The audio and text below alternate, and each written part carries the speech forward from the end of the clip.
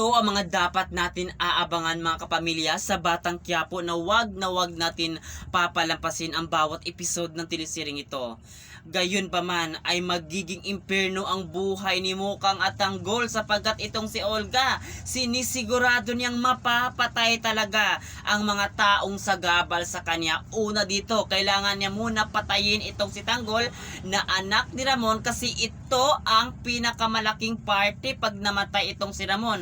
Kaya yun talaga ang pinakaunang goal niya sa lahat niya na mapatay itong anak ni Ramon at ito nga si Tanggol. Pangalawa, itong si Mukang.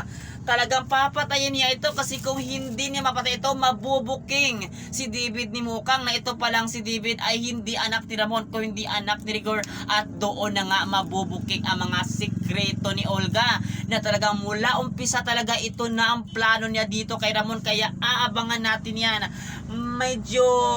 Medyo masamang tao itong si Olga talaga na gagawin ang lahat para na talaga hindi talaga siya mabuking sa mga sikreto niya na dapat hindi talaga malaman ni Ramon. Kaya aabangan natin yan kasi kung malaman talaga ito ni Ramon ang lahat ng mga kalukukan kasamaan na ginawa ni Olga sa mahal sa buhay ni Ramon, baka dito na nga talaga mapapatay ng walang pagdalawang isip itong si Olga ni Ramon. Kaya ito lahat mga kapamilya aabangan natin sa Batang Quiapo kasi mas lalo na gumaganda ang takbo ng telesering ito na hindi niyo akalain na ito ay mangyayari. Kaya ano pang ginagawa niyo?